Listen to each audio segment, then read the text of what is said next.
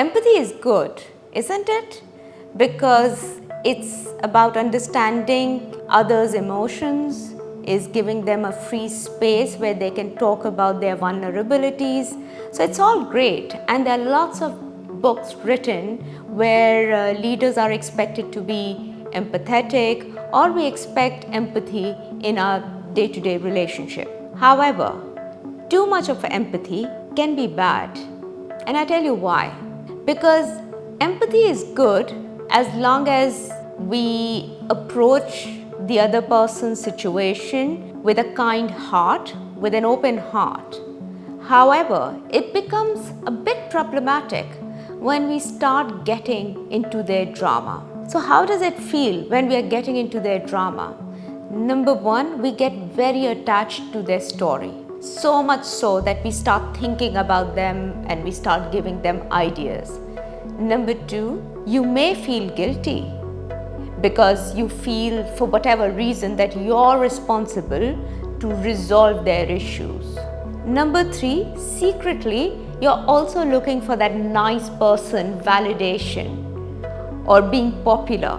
So you get a bit of an ego boost that people are coming to you with their most private stories or issues. So you get some sort of external validation. In this skill booster, we are going to talk about having an empathy, but balancing our need to be popular or looking for external validation, as well as not being manipulated, because people can manipulate you if you're being too empathetic.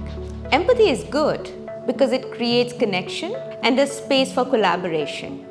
It is the unchecked empathy that we are talking about, which can lead to decision paralysis because you're absorbing others' energy into your system. It can feel like a burnout because you're always available, you're always supportive, and you forget to maintain boundary for yourself. It can also result in a bit of a moodiness because you forget to draw boundaries. And finally, it can feel like a guilt of having your own need. Another angle of an unchecked empathy, that people can manipulate you. And how do you spot a manipulator? Number one, they overshare because they want to gain that trust. But in that process, they are also extracting information from you. They are getting that support so they can use it at an appropriate time. Number two, they will involve you in their drama, which means they can play a victim and they get sympathy, and it becomes me versus them situation. Number three, it will feel very confusing because you're attached to them and to their problem, but somehow it's very confusing for you. And this is the time you should recognize that you are getting too attached to their story. Manipulators, they love high empathy people or people who don't know where to draw a boundary because they can use their emotion to their advantage. It's important to always check how empathetic you are. Is it healthy? Is it helping in forming a healthy relationship, collaboration, which is extremely important? Or is it getting too much for you where you are actually ignoring your own identity? You're unable to make a decision and you feel like a crowd because you don't know how to stand up on your own. So how do you protect your space? Because the idea here is not to come across as aloof or indifferent, because that's going to sabotage the relationship and also is not great if you want to form collaborative relationship. If you notice some sort of drawn energy, because remember, people who overshare, they're looking for sympathy. They play the victim card, and if you feel that you start getting absorbed into that low vibration energy, then stop there. And one thing you can do, either you physically distance yourself or in your mind you stop playing that story. So that's number one. Number two, ask this question: is it really for you to solve that problem? Or are you just listening, being a supportive person? Well, it's good to be supportive, But if it's not your place and if you're not the right person to solve that problem, you can actually stop that individual. You can appreciate that they are sharing that information, but perhaps you can advise them that they need to talk to the right person. Or if it's a major issue, then maybe to some professional, a coach, a mentor. But you can't play all the roles. You just need to learn to draw that boundary.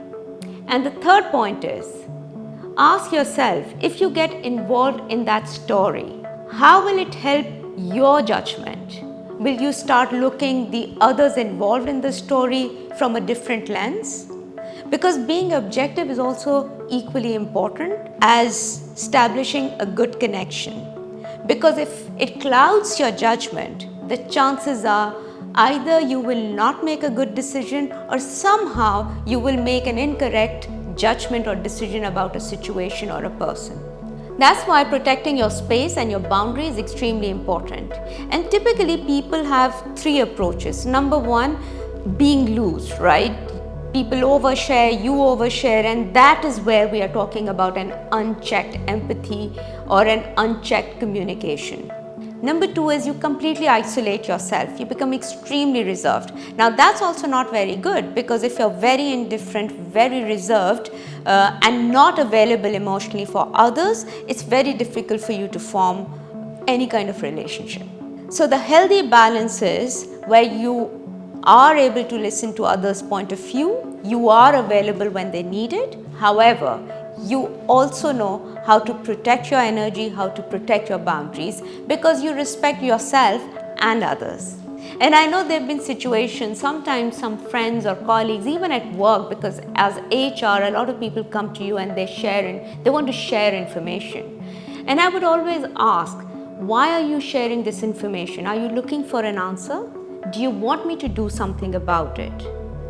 If you're just looking a safe place to vent, it's okay, especially in a professional setting. But I would always say that if I feel it's relevant for the organization or in that situation, I may end up sharing to other people. So be careful. And if it's a personal situation and people are sharing too much, then I stop them. I said, why are you sharing with me? Is there something specific you want me to do? Because by asking these questions, you're not ending the relationship or the conversation. You're just sharing that once I have that information, the chances are you will do something with it. So in summary, if people have told you that you're too sensitive and you're too emotional, then the chances are you're too empathetic and you don't know where to draw a boundary. Now, being caring is not necessarily bad, but too much of it is a problem. It's a problem for you because the chances are you're compromising something within you to accommodate somebody else. So if you're looking for a healthy transformation, join my one-to-one coaching or growth gatherings. It's a group of like-minded individuals where we inspire, motivate, and challenge each other about our behaviors and how we are approaching our life goals. Thank you for joining Skill Booster by Fariha Salahuddin. If you like the content of this video, please share with your friends and family, and don't forget to like and subscribe my channel.